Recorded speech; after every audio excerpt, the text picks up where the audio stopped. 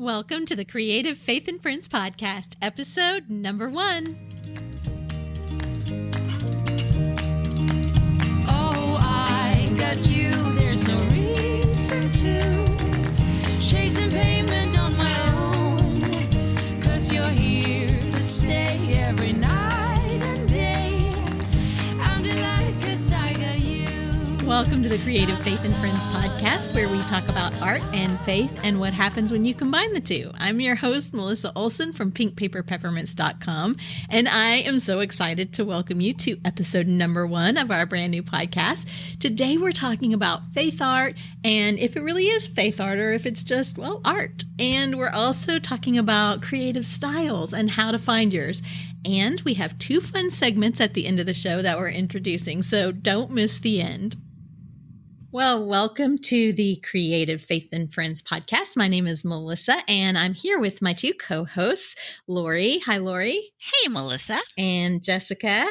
Hello. Hello. And we are going to be talking about faith art journaling today because that's something that we all really enjoy. And when we were getting ready for this episode, we were wondering if faith art journaling is faith art journaling or if it's just art journaling. But because we're believers, it becomes faith art journaling. So we're going to talk a little bit about that and talk about what faith art journaling is to us. And when we were talking about it before, Lauri had a really interesting perspective. So you want to tell us a little bit about that, Lauri?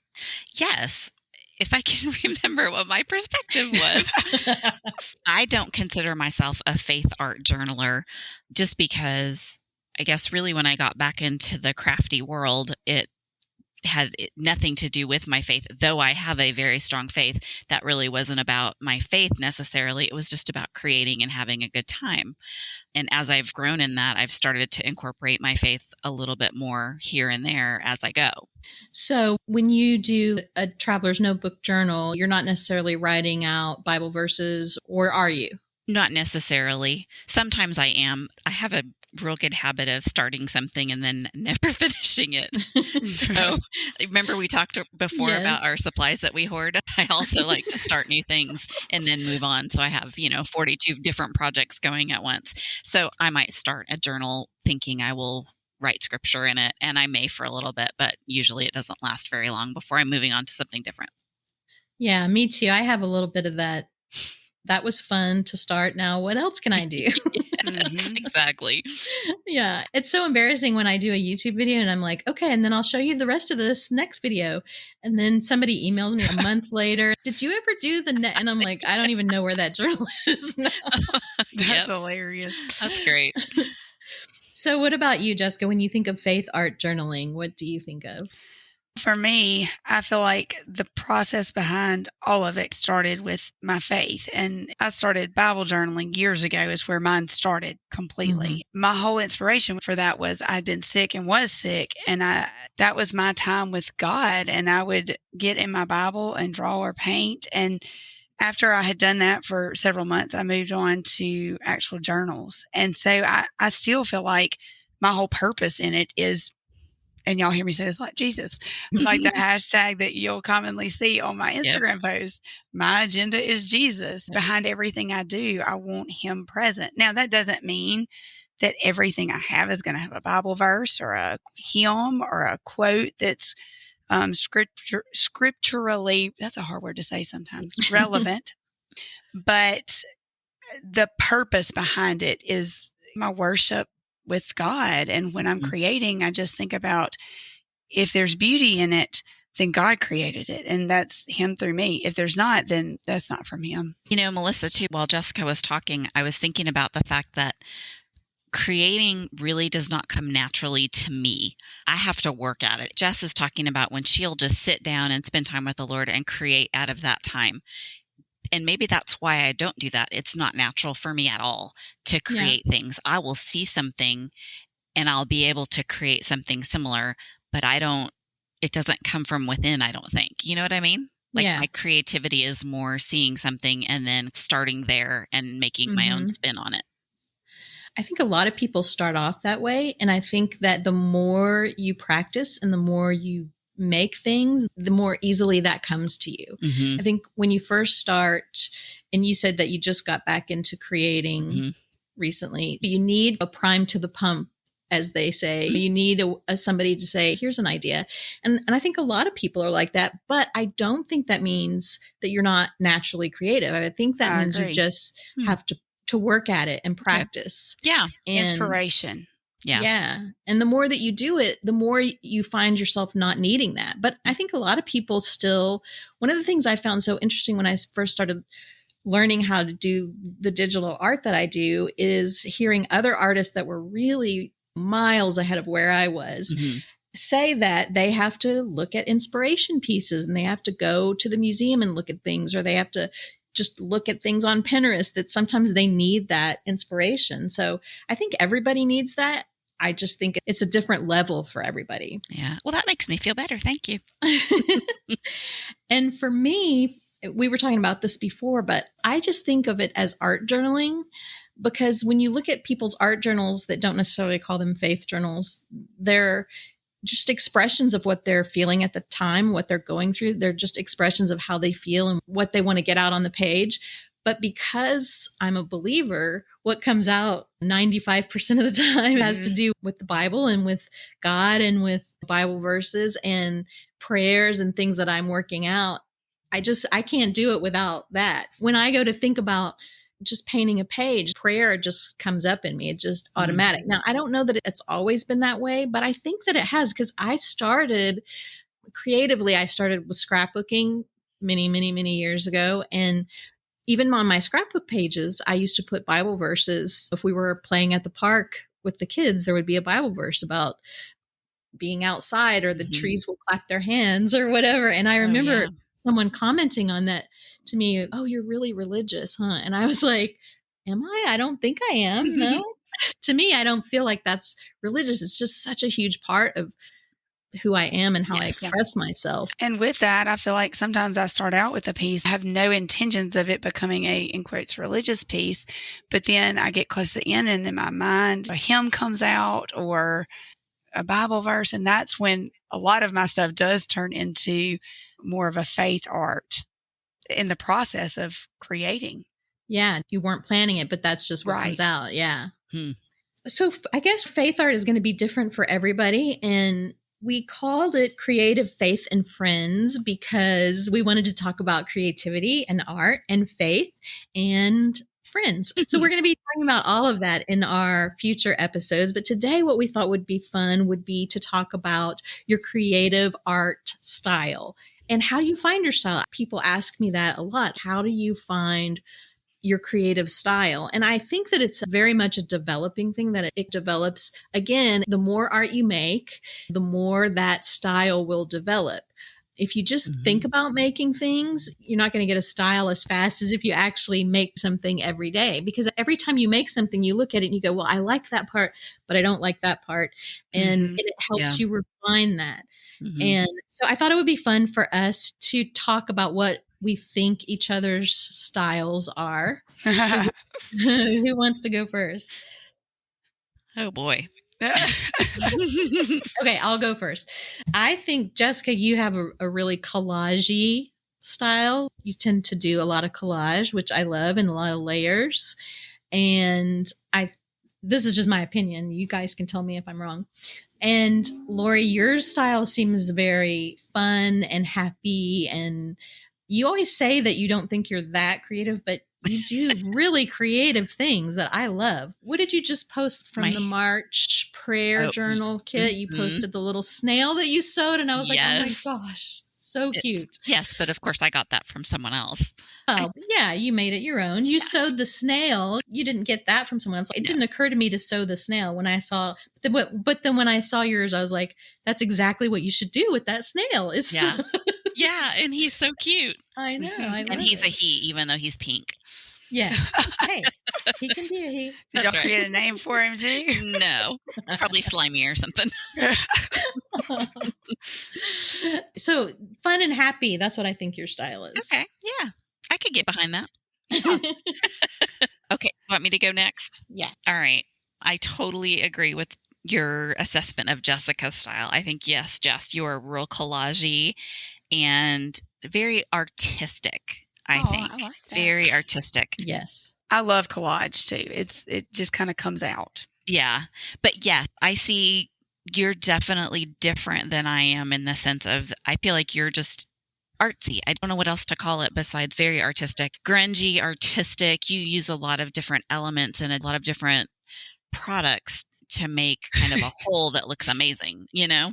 Oh, thank you. I feel like it's very artistic. And then Melissa, I would agree that you're very happy, same as you said about me. I think you're very happy in your creating. And I only leave strings on anything that I sew because of you. I love all the strings from the sewing. I love everything hanging off. And I love that kind of pretty grunge. And I don't know what else to call it, but I'd say pretty grunge, kind of in quotes. I love that. I love your style of pretty grunge and taking just little bits and pieces and making it something really pretty. Oh, thank you. You're welcome. I love pretty grunge. That's like my new favorite. Yeah, let's go with pretty grunge. I like that too.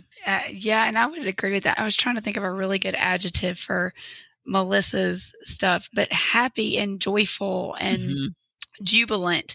Melissa and I have talked about this before. She likes her edges white and crisp. So crisp, a joyous, crispy, artistic version. Because she puts everything together so pretty. Like I don't ever think to put things together like she does. Right. But her pictures are always, and her products are always so crisp. Mm-hmm. And then I take them and I ink the edges because we've laughed about that because I have that grungy. I like the vintage and the worn look. Mm-hmm. And so I usually take it and I add that. And then, but Melissa's products definitely fit her. Yes. And then I take it to fit me. And I love that because I can do that with her stuff. Mm. And then Lauri, happy, bright, playful. Her art and her creativity remind me of that. And we love doing the same thing, but then it always turns out different because of our styles. That's true. That's very true. What's so fun. Mm-hmm. So if you're wondering what your style is, maybe you feel like you don't really know what it is or you don't know how to find it, I wanted to give you just a couple of tips for finding your style. So the first one is to explore. So just how we just kind of evaluated each one of our styles. Basically, you look at other people's style and you go, I really like that. What do I like about it? So for Jessica, she might say, I love how she always inks her edges. Mm-hmm. And so that's becomes something that she would absorb into her style. Or I use a lot of bright colors, but you might not like bright colors. So you might look at that and go, well, I really like that, but I don't like those colors. So you could take the part that you like and change it and use the colors that you like. Maybe you like mauves and browns. Mm-hmm. And so you add that to it. So exploring other styles is a really good way. Obviously, you don't want to just copy someone directly, but you just want to pull from their style what you like and then add to it. And you could end up taking something from 10 different people's styles that you like. And when you combine those things, it becomes your style, the thing that you like. Oh, yeah. So lots and lots of exploring and then practice. You want to practice. The more art you make, and it sounds so routine. I don't know, not routine. What's the word I'm looking for? Cliche. That's the word I'm looking for. Routine. That doesn't even make sense. I got you. Cliche to say practice. But really, the more you do it, the more you're going to see things. The more you try painting or you try stamping, after you do it 10 times, you notice this. And after you do it 20 times, you notice this. And after you do it 50 times, you notice this. And you start to get better at it. And I think a lot of us do that thing where, well, at least I do. I'm not going to say a lot of us, but that thing where you do art in your head, but you don't actually do it. You're like, ooh, I want to make this. And maybe I'll use this color paint, but then you never actually do it. Well, that doesn't count because you haven't actually created the thing that you're thinking about. So I could say anything. It would be, even if it's 5 minutes a day, just take 5 minutes a day and try and make something. Mm-hmm. Yes. I was going to say, and in that, for me, a lot of the things I like the most have come from mistakes that I've made. Oh, yeah. Absolutely. I've thought, okay, I want to create this. And then I start and I'm like, oh, I didn't mean to do that, but I like it. Like, this is awesome. And then it kind of becomes something I do a lot. And I think that the mistakes help you create your style. Absolutely. for Yeah. sure. That's interesting, Jess, because I'm going to botch this quote, I'm sure. But I saw a quote earlier today that said something like, there are no mistakes. There's only opportunity for more layers. Ah, I love that. Perfect. I know. and my layering heart loves that. Yes. Just tear some of the paper and put it in That's there. right. Yes. That's right. Yeah. And mistakes are also how you learn what you don't like. You know, you think you're going to like this and you try it and you're like, I definitely don't ever want to use that color again. Yeah. Yes. I think not wanting to make mistakes is part of what stops us from figuring out our styles and what Oh, we like, yeah. because Yep. you don't want to ruin this pretty paper, or you don't want to ruin this paint or use up the last of this paint. And when I was able to start ignoring that, which I can't all the time, there are still paints that I will not open right now because they're just so pretty. Yeah. But I'm a lot better at it now. And especially if I have this feeling like, oh, I don't want to cover that up, or I don't want to use that. To me, that's a sign. Okay, then you need to cover it up. You need to use that, because Yeah.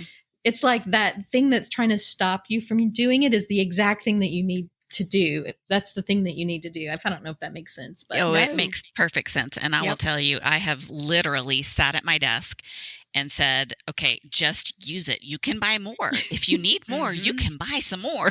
Just Yes. use it. And it drives me crazy.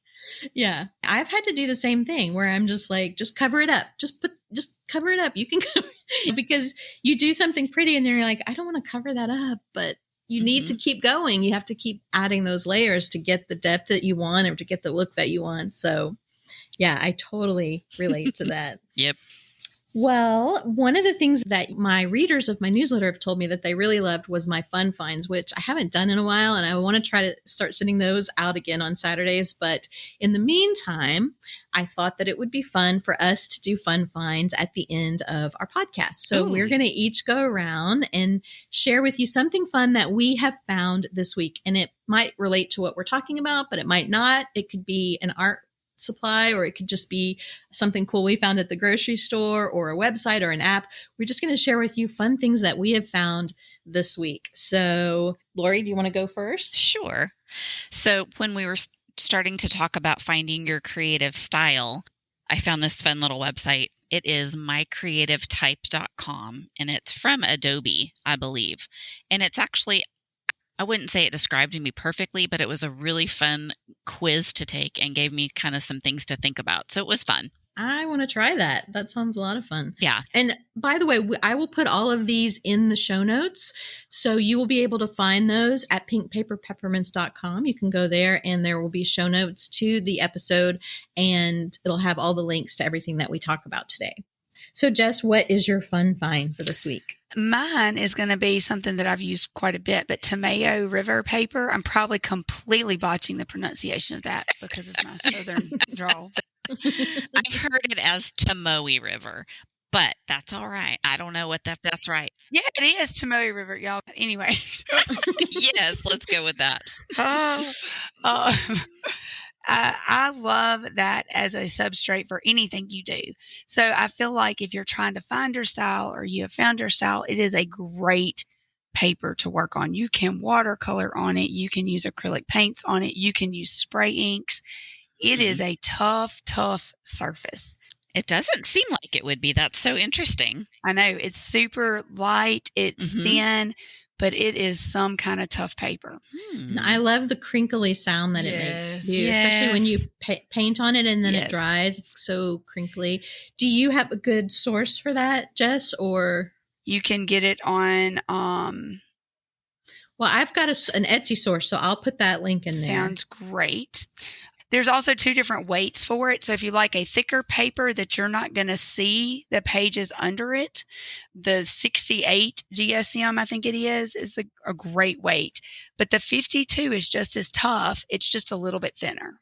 So now I feel like I really want to go buy some more I know. Tomoe River paper. That's some good stuff. Okay. Well, mine is a book, and you might have heard of this already. It's by Austin Kleon, Kleon. And again, I'll put the link in the show notes. And it's called Steal Like an Artist. And he just talks about, it's not all about finding your style, but there's one particular chapter, I think it's the first chapter, where he talks about how artists find their style and how they get inspired. And it's just so, so good. So I wanted to recommend that if you want a good art book to read. It's called Nice. Steal Like an Artist. Well, before we say goodbye, one of the things that we wanted to do was to have a challenge at the end of each episode. We thought it would be a fun way for us to all participate together in what we talked about. And so we thought for this first episode, we could all make kind of an inspiration journal. We'll make a journal, and that will be what we will work on each week. At the end of the episode, we'll give you a challenge and something to create or to make or to practice on what we've talked about. And you can do that in your journal. So your first assignment for this episode is going to be to choose a journal that you want to work in. It can be one that you already have, or maybe one of mine that you already have, and you can print that out and use that again. And then just experiment with your style. And if you already know what your style is, maybe you'll create a page in your style. And if you don't, this is the perfect opportunity to experiment with that and explore and try some different things and see if you can figure out your style. And so Lauri and Jessica and I are all going to create one of these inspiration journals as well. And we're going to try and share with you every week, either on our YouTube channels or our IGTV, or maybe just post pictures on IG of what we're working on in our journals. And we really hope that you will share with us and that you will tag us at # Creative Faith and Friends so that we can find you and we can see what you're working on. Yes, that would be awesome. So are you guys excited about the journal? I'm completely excited about us working on this together. So excited. So excited. We've got so many fun ideas for you of things that we're going to be talking about in future episodes. And I think if you've joined us for My Heart of Thanksgiving, it'll be kind of like that because we'll be working on something together, but we'll get to do it every week. Yay. Yes. So awesome. That's going to be awesome. Because don't you always get requests to do My Heart of Thanksgiving more often? Yes. Everyone's like, can you do it for Easter and Yes. Christmas? And I would love to do it for all of those, but you guys know how much work it is for us to put that together, which is one of the reasons why we wanted to do the podcast. Is it's just another way for us to connect with everyone in between My Heart of Thanksgivings. Absolutely. And have something fun to work on. Mm-hmm. And we get inspiration from it too when we see everyone's Absolutely. pretty pictures and ideas. Yeah, it's so fun. So, well, thank you guys so much for joining us. This is technically our first episode. We did a welcome episode before, but this is our very first full episode. And so thank you for being here. And we have got so many more great ideas to share with you. So I hope you'll join us next week. And before we go, I just wanted everyone to share with you where you can find them online. So Jess, where can we find you? You can find me on Instagram and YouTube at Just Give Me Jesus, and on Etsy at Choose Joy in Jesus. And Lauri, where can we find you? You can find me on Instagram and on YouTube as Measure Once, Cut Twice, with periods in between all of the words. Okay. And of course, I'm at pinkpaperpeppermints.com. You can find my printables there, and my YouTube videos are also at youtube.com/pinkpaperpeppermints. So thank you guys so much for joining us, and we will see you next week. Well, I hope you enjoyed the conversation today, and I hope you'll join us in creating an inspiration journal. We're going to have assignments for you every week, and it's going to be so much fun. You can find links to everything we talked about in our show notes at pinkpaperpeppermints.com/001.